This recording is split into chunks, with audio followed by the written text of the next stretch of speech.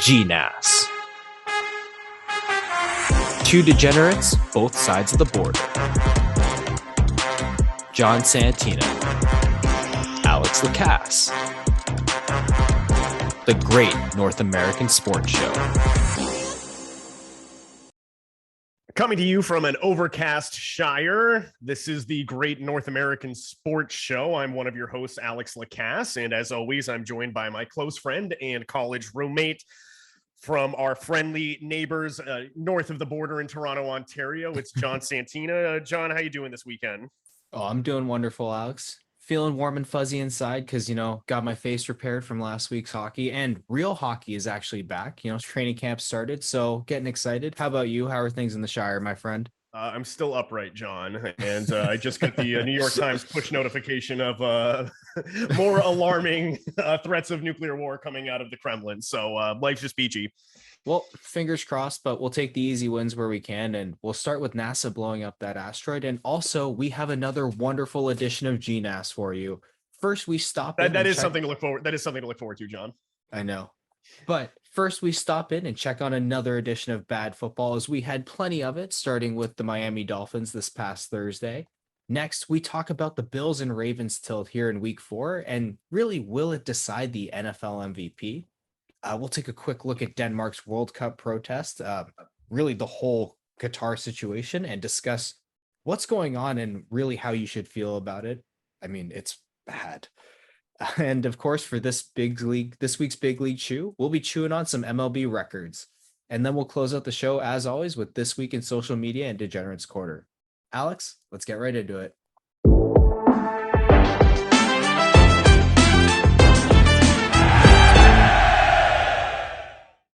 Yes, John. So before we look at this coming week in the NFL, we are recording on Saturday afternoon in the year of our Lord 2022 on September 1st now. So no, it's October 1st, buddy. October 1st. Jesus. Oh, wow. We're falling behind these days, my man. I slept walk through all of September. So yes, October coming to you on October 1st. We have the Thursday night game in the books, but we before we go forward, John, we got to look backwards. And the horrendous Sunday night football game that involved, of course, you guessed it, the Denver Broncos and their coach Nathaniel Hackett in a tractor pull with the San Francisco 49ers. Broncos pulled this game out by 2 points, and Jimmy Garoppolo was the reason why. Oh, he was, Jesus God. That whole incident of him stepping out the back of the end zone, the only thing that saved him is the fact that Dan Orlovsky took about 35 steps out the back of the end zone a few years ago. It's a fantastic clip, but we got to give our shout out to our man, Jimmy G, making sure Nathaniel Can't Hackett gets another dub. Right. Just 49ers Nation, I think, was pretty excited or not excited, but they think that Trey Lance is a project at best, and I think they only needed to watch maybe a half of that Bears game played in the monsoon to realize that. So they get Jimmy Garoppolo back, he's an NFL quarterback, and then they go into Denver, a team that pukes all over themselves, and yet they can't pull out and show up with a serious effort.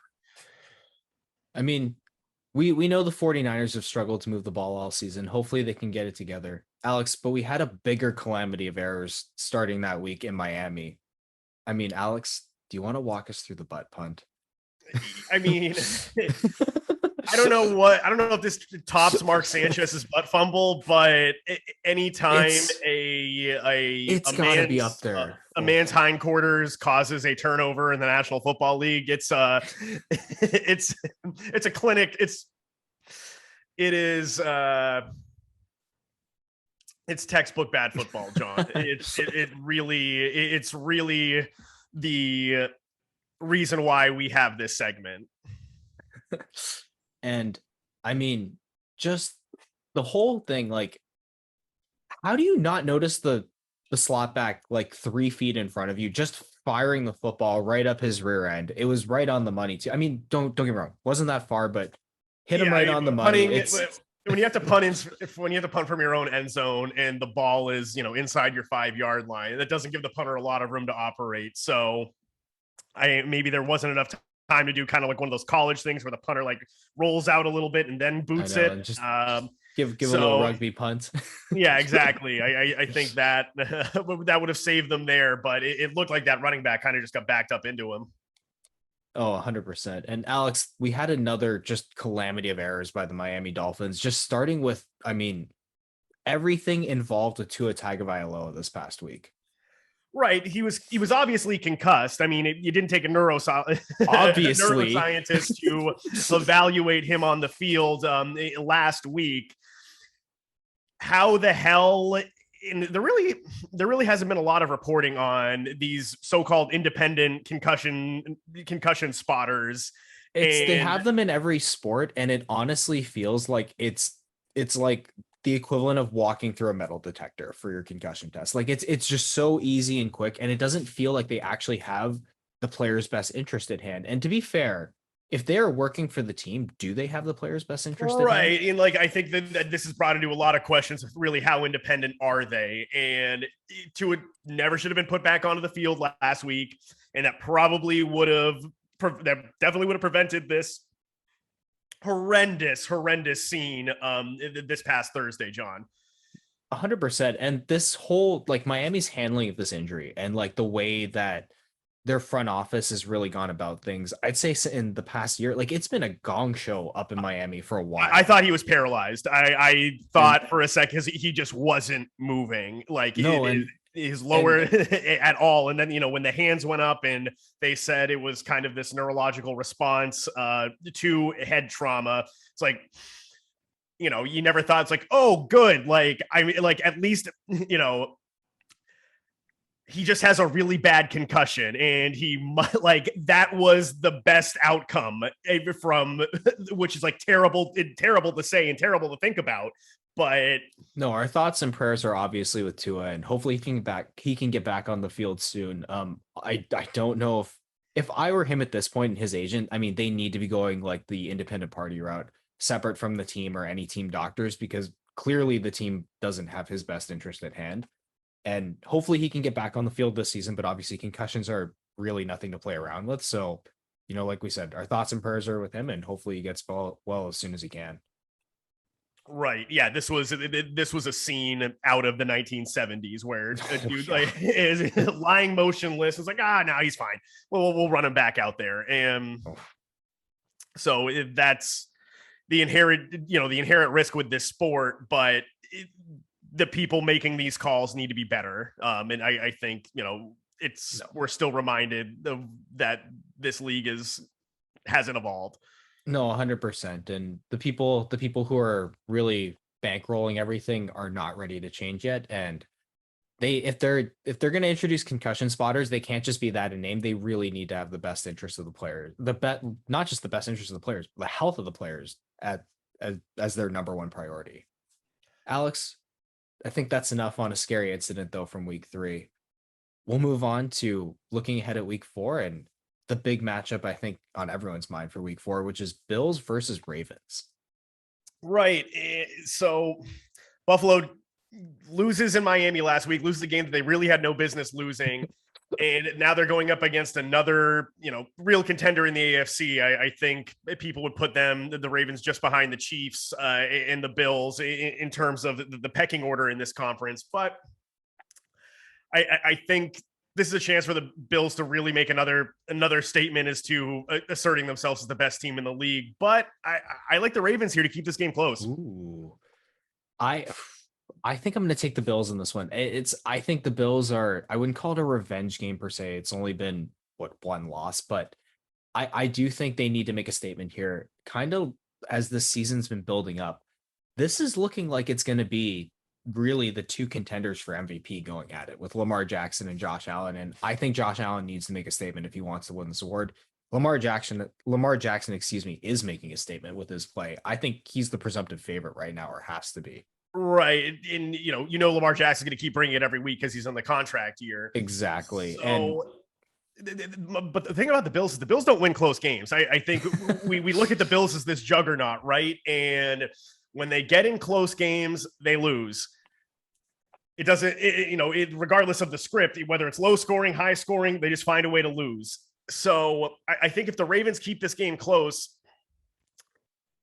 I think that almost might be a better test for the Bills if they can pull out a game in a tough environment in Baltimore against a team that they haven't really shown up in the playoffs with Lamar Jackson yet, but against a real, stalwart of the AFC.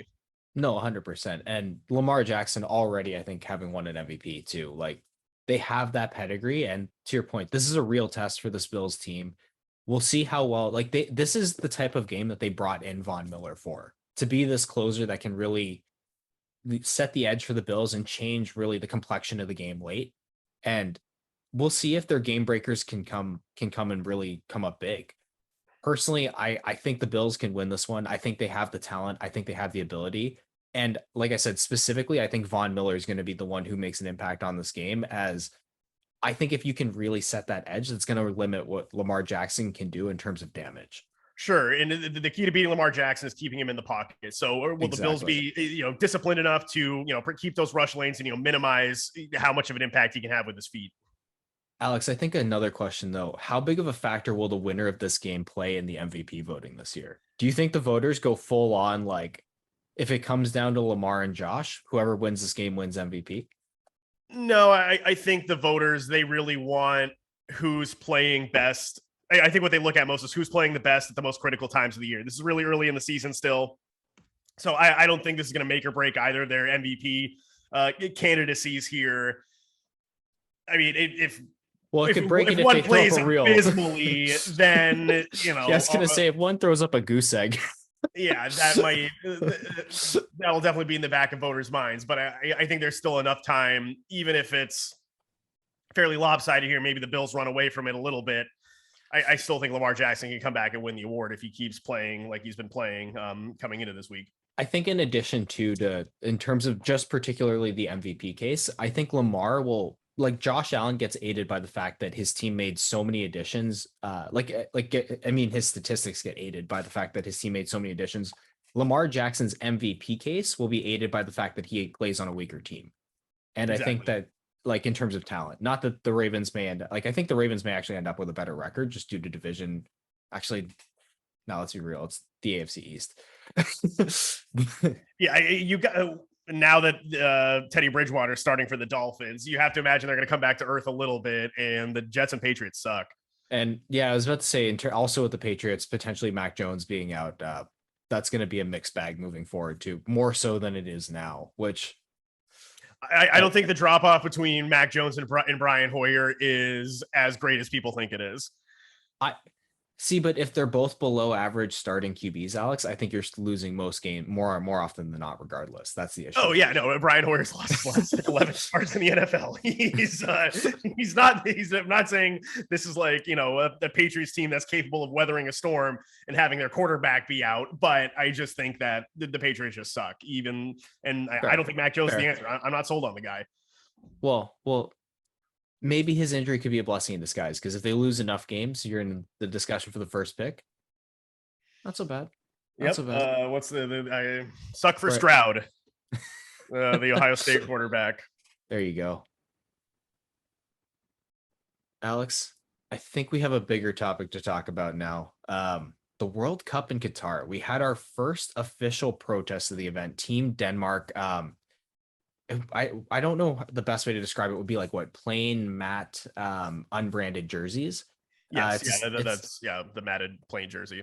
Exactly. And it's a statement of protest. They don't exactly want to boycott the event. They're going with the attitude of let the athletes compete because this is what they've worked for.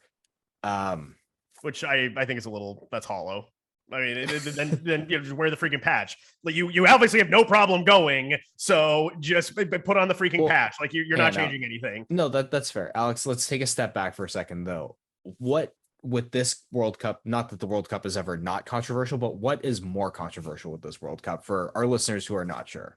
Sure, and this has been a long simmering problem since this World Cup was awarded to Qatar.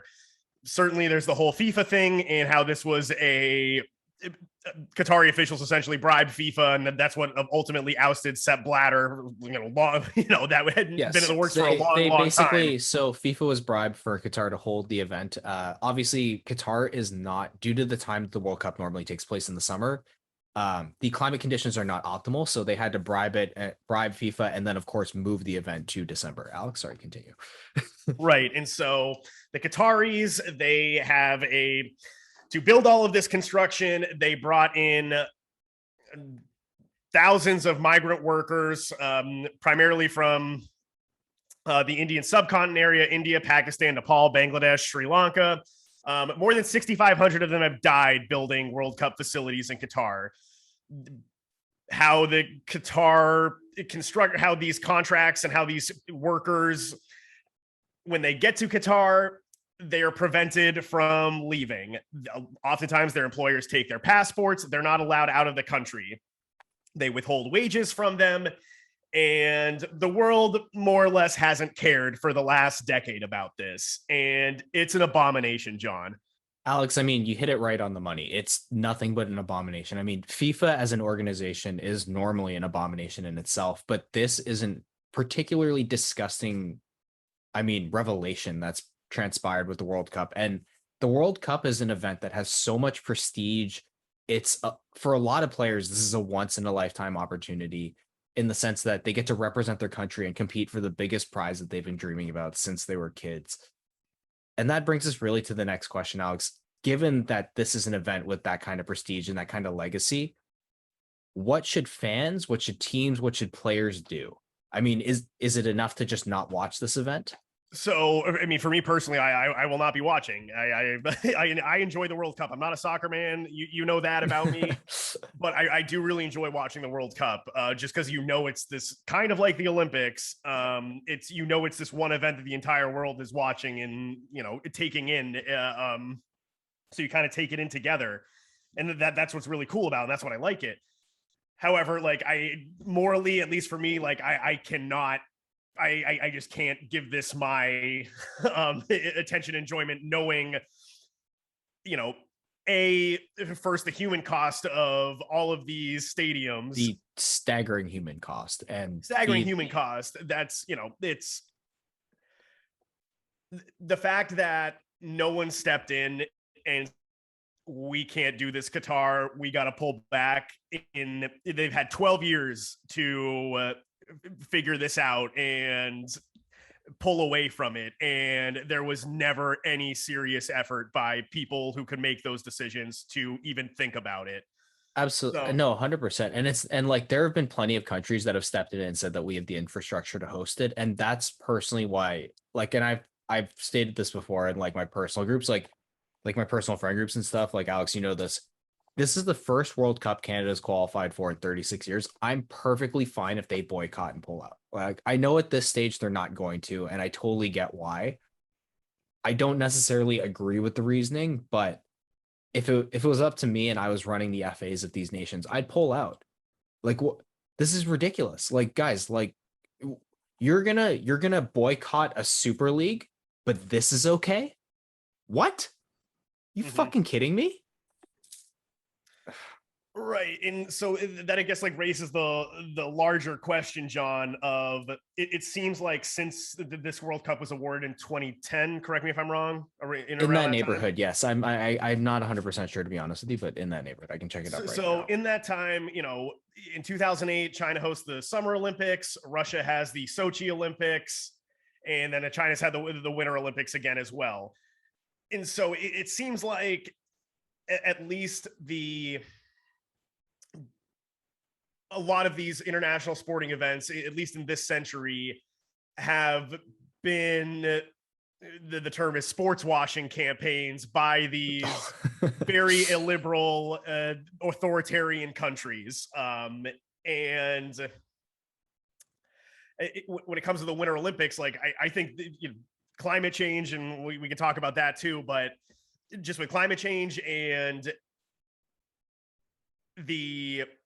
having the infrastructure, the Winter Games is becoming more and more infeasible. No, 100%. And I think really to like refer back to the World Cup, like where this really relates is to your point about like only authoritarian governments hosting the Olympics, is this really like the Olympics where people are going to be okay? And I'd argue with the Olympics, it's getting to a point where people are not okay with it. But our Yes, people yeah, are I think the going Olympics is definitely, and trending. this is more of a one-off with the World Cup, even though Brazil was kind of a cluster bleep. Building, Most build, Alex, you got to remember, most of the World Cups are really a problem because the FIFA expects to just basically reap all the profits, force these nations to potentially even change laws. Like in Brazil, for example, they couldn't drink beer during the World Cup, but ended up doing yep. it. And it's just all revenue driven. And my point was, are we okay turning a blind eye to let these athletes compete just because they've worked their hardest and separate it from the politics? And I think it's hitting a point where, I agree with you. I don't know if we can. This is really far exceeding, I think, anyone's expectation to what the human cost of this would be and the moral cost of what this would be like, really for entertainment. Mm-hmm. And I think the Olympic athletes may have a stronger case to let them compete because these are people from, every nation on earth coming or who qualify, coming to participate in sports that never really get any real public consumption other than at the Olympics. So, soccer, most of these soccer players, they're well compensated and they play on very, very high levels. And some of them, to a degree, like a lot of them, like, and that's why you're seeing teams not boycott more. It's because like, this is for a lot of these players on smaller nations, like this is their one opportunity to get that chance to play against world-class players and get on that stage. But like I said, like, I don't know if it's enough to outweigh the human cost of this tournament. Right. And just, a quick note on the Olympics, just because I mentioned climate change. This is a NPR story. By the year 2080, John, if climate change and the climate crisis is not curtailed, and that's comes with reducing CO2 emissions. But by 2080, 20 of the last 21 cities that previously hosted a Winter Olympics would not be able to host in the Winter Olympics based on the trajectory of the climate crisis. So something to keep in mind if your country wants to get the Winter Olympics, do it now. Do it now. And also we'll have a link in the bio for the NPR article, as climate change is a very important topic. And you please educate yourself on it. But Alex, back to sports. Time to grab a wad of that big league chew. Yes, John, some big milestones the last week in baseball. And of course, no one saw Albert Pujols join the 700 home run club because baseball put that game on Apple TV. Oh, wait, actually, like I watched the highlights, but that was an Apple TV game because people, there was a chance premium. There's a chance Aaron Judge could either tie or pass Maris, and Albert Pujols joining this because he had 698 going into that game, and they could have both of those potentially could have happened on Apple TV, and Albert Pujols did. So well, I don't know how it was broadcasted in the US, but the good news is when Aaron Judge tied Maris, like here in Canada, it was on, since it was against the Jays, it was on cable. But yeah, positives for that. But anyway, we'll touch on the first one. Albert Pujols, 701 home runs. He is the fourth member of the 700 club. I mean, congratulations, Albert Pujols. I wanted this one more than I wanted Aaron Judge. I mean, Aaron Judge is great, don't get me wrong, but seeing a guy get into the 700 home run club, I mean, there's only 4 who have ever done it in the history of this game, and one of them took a shitload of steroids. Shout out Barry Bonds. Yes. This is just like, it's remarkable, man. And to see the journey that Albert Pujols has gone on to get here, it's been crazy. Best, like you thought he was pretty washed up with those years in Anaheim. I think he had a good first year after he signed that mega deal, but then he did not live up to that contract, and you thought he was just kind of gonna fade off into the distance. There is a fair argument that he almost I think he almost tanked his WAR from some of his years on the Angels. I think he only had one All-Star year. He was a lifetime 300 hitter before he signed that Angels contract, and I think now his lifetime average is something 290 something. But so yeah, that cost him some. It costed him some legacy points, real productive years. Yeah. Well, maybe not legacy points, some production points. No, but, I mean, no, he's the best right-handed hitter maybe that I've ever seen for sure, and he might be the best right-handed hitter of all time. No, exactly. That's why I said maybe not legacy points, but just some production points, some maybe finer stamps that would have made him a definitive like best player ever. But I mean, either way, maybe Henry Aaron, Willie Mays, but that's it. That's what you're talking. On the right hand side. Exactly, and he's already like just into that tier too. And I think I think he's going to be a unanimous first ballot Hall of Famer. I mean, we haven't had many of those, but Mariano Rivera is the only unanimous first ballot Hall of Famer, and Ken Griffey Jr. One idiot left Ken Griffey Jr. What are we doing? This is why they need to make these things public. But hopefully, Albert Pujols becomes our second unanimous first ballot Hall of Famer. But that's Absolutely. a voters. Alex, it's a voter question. Yep. And so, John, also the other big milestone we hit, Aaron Judge ties Roger Maris's American League record of 61 home runs. How do you feel about this one, John? Are you of like mind with some people who think that Roger Maris is still a legitimate single season home run king, and that Aaron Judge bypassing him would take that mantle? I'm an asterisk guy. So what I mean by that is I think we can call Aaron Judge the home run king if he gets the 62, but we still must acknowledge that people have hit 70 and have hit more than Sammy that. Sosa Sammy Sosa 60, technically he hit 66, right? Sammy Sosa is the only player to hit 60 home runs 3 times, and so I think all 3 years he passed Maris. That he did that exactly, and well, I think he might have had 61 year, but either way, it's like I think we still need to acknowledge these guys, even though they did steroids. And if we're gonna do this whole thing with Bonds, like whatever, we'll just put fucking asterisks on all of them. Yeah, I mean, my whole thing with the Barry Bonds is that when you have Tony La Russa and the owner of the White Sox and Bulls, Jerry Reinsdorf, and they sit on one of these veterans committees, and because they both really, really liked Harold Baines, we got to get Harold Baines into the Hall of Fame. Like, that completely just eroded the credibility of that institution. So no, let Bonds and let Clemens in. Like, you have Harold Baines in the Hall of Fame, and you're not going to have Barry Bonds. There's a lot of tough ones too. Like, another one that everyone brings up, even though he was like the pitcher of the 80s or whatever, is Jack Morris too. Like, it's like, if you're going to go with all these guys, like, you have to let the steroid guys in to a degree. And it's like, right. And a lot of these guys that played in the 70s, again, they were using greenies, which, that was like, yeah, it's not like, it was like dude, meth in a pill. Alex, like a lot of famous coaches where if you ain't cheating, you ain't trying. True. It's true. Alex, let's move on to this week in social media. Really, sometimes life moves too fast, so we got to slow it down, see what's happening on social media. Alex, what has caught your eye this week? So we'll stick with the baseball theme here, John. A tip of the hat to the Seattle Mariners, John, because last night, with a walk-off home run by their catcher, Cal Raleigh, they clinched their first postseason berth since 2001. And of course, that was year that they set the single season record for wins that year. It was 116. That Mariners team, 116 and 46.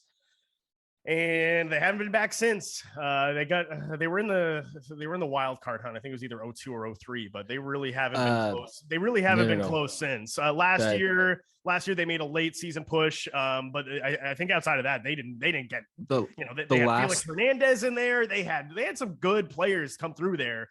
Alex, the last time they made the playoffs, Ichiro was rookie of the year and MVP. And MVP, yes. Him and Freddie Lynn, only 2. Oh, Alex, for my shout out, I got one that I think is near and dear to your heart. We have Bill Belichick running through the injury report as he does. His exact quote on his quarterback Mac Jones's ankle injury: "What do I look like? A doctor? An orthopedic surgeon? He's day by day." Not a doctor. Coach Belichick, your quarterback was pronounced dead on the field. He doesn't have a pulse. Did you care to comment? Yeah. We'll see when the injury report comes out on Wednesday. We'll take it day by day, and until then. It's it's like on one hand, like it is funny that he's just so committed to saying nothing. On the other hand, like your team sucks. So Honestly, the only thing that would have been better with this if he was just like lower body injury. yeah, lower body injury.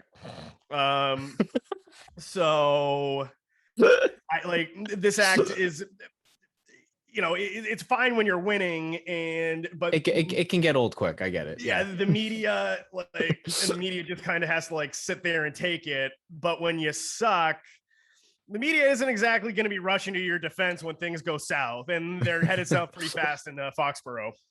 Oof. It's all right, Alex. We can still rely on Bill's comedy for some levity, but I mean, I get where your panic comes in. Maybe another year if this keeps up. Hey, Father Time is undefeated, my friend, and it's about time Bill gets a knockout. So, I mean, on him. Alex, we will move on to our favorite segment of the show, though. It's time for Degenerates Corner. Sometimes she goes, sometimes it does. She didn't go. That's the way she goes. Come on, 22 black. 22 black. 22 black. Ass, son of a bitch. Fucking way she goes, he said. Oh, no. Why did I bet the company payroll? Oh, Gil's in a lot of trouble. Can the boys beat the number? We'll find out on Degenerates Corner. That's the way she goes, buddy. Fucking way she goes. Yeah, this hasn't been a great segment for me since we started actually publishing the show, John. Our public inception has been very, very good at making the wallet a lot lighter. Alex, how did you do for your best bet last week, my friend? Because I can tell you this one, I had the Texans on the money line and I lost. Yep. And so same here. I had the Steelers covering 4.5 against the Browns. They lost by 5. Mitch Trubisky. I think we know now that Mitch Trubisky is not a starting NFL quarterback. And I probably could have told the Steelers that and saved them some money. I think Deontay Johnson and Chase Claypool and Najee Harris, for that matter, are just counting down the days until Kenny Pickett takes over. Yeah, which won't be too long if that keeps up. John, where are you going for your best bet? Ooh, for my best bet, I'm going to go back to the game we talked about for our MVP debate, and really the game of the week. It's Bills at the Ravens. I'm going to take the under in this one. A lot of 51 points. Like, that's a lot of points, man. For me, we haven't seen too many games that really erupt past that. I'm going to take the under, especially early on in the season, since really each team's had their hiccups. So yeah, like I said, that under, by the way, -110 at our unofficial partner, Sports Interaction. Alex, what about your best bet? Yeah, I like that bet. I think with at least the Ravens, they're going to want to run the ball, and that's going to grind the clock. And if they're successful at moving the ball, then yeah, I think under's a good play there. Also, like contending teams tend to be close, a little bit more low scoring. That's the other thing too. So I'm going to back to the well here with a 3-team 6-point teaser. For those unfamiliar with the teaser, essentially you can, most people do it with 2, but I like to play it with 3 teams so you get some plus money. But if you were going to do a 2-team, I would probably take, let's see. I'm going to do Ravens +9 and Titans +9.5 over the Colts. Ooh. So that'd be the 2-team. And again, that's -120. But again, I like a little extra mustard on that. So stand by while my stupid monopolistic sports book here in the Shire. That's right, Alex. We'll take the 2-team as your best bet for this week. While we wait for the calculator to run through, I will give everyone my parlay for this week, which is an NFC East money line parlay at +257. We are going to take the Giants on the money line versus the Bears, the Eagles on the money line versus the Jags, and the Cowboys on the money line versus the Commanders. Alex, has the calculator given us our odds for our third teaser? Yeah. So my best bet is Ravens +9 over Bills. So we tease them up from +3. Titans +9.5 over the Colts. We tease them up from +3.5. And Sometimes in the NFL, you got to just hold your nose and I don't know where this is going. And bet on some really god awful football games. So we're going to tease the Falcons up from +1 to +7 over the Browns. Marcus Mariota is a good, bad quarterback, and I think the Falcons can keep that within that number. He's the perfect placeholder. So altogether, that's +160. And again, if you only take 2 of those legs, that's -120 for you. My parlay, John, I got a big old football parlay. We got 12 legs. Oh, no, we're not going with the teaser parlay. I like this, though. A 12-leg NFL parlay. Well, no, there's a little college in this, too. So this is all together plus a 29-105. Vikings 29-105. This shit is so big. We're touching the amateur ranks. We're waking up early for the game in London, John. We bought down the hook in the Vikings Saints game, so we're going to play Vikings -3, Jaguars +6.5 in the Doug Peterson in the Florida dad Doug Peterson revenge game in Philadelphia. I'm going to play Chargers on the money line, Pittsburgh Steelers on the money line over the Jets, Giants -2.5. Cardinals plus a point. Raiders, the Raiders got to get a win. So at some point, Josh McDaniels has to do something, man. They have to get a win, and you know what? Why not get them a -2.5 against Nathaniel Hackett? As good a time as any. Packers on the money line over the Patriots. We're going to the MAC, John, for college. We're taking Kent State. They played really well against Georgia. The only thing I know about Kent State, school of Julian Edelman. Yep. And so, Kent State on the money line over Ohio University, not to be confused with the University of Ohio. LSU -8 in Auburn. Auburn played really bad against a not very good Mizzou team. LSU seems to be getting things right now with Brian Kelly. We're going to take the +7 with North Carolina State in Clemson. Ooh. Clemson's been pushed around, and I think that North Carolina State might not win, but they could be a dark horse upset candidate. But we'll take them +7, and then we're gonna take Oregon on the money line to round that out. And again, that's +105. Excuse me, +29-105 on that 12-legger. Dude. So that is quite the parlay this week, my friend. Yes, John. And so as we always say, may the odds be in your favor. Thank you, my friend. And as to you, same as to you. So thank you. That brings us to the conclusion of this week's episode of GNASS. Alex, do you have any parting thoughts for our viewers, for our listeners, depending on where you get your content? We give you many, many ways to stay connected with the show, and we hope you join us on all of them. Other than that, John, I just say that, +29-105. Let's hit one of these, and that'd be that's all we need. Like, subscribe, hit the bell, and please, for the love of God, let's win some money. I concur.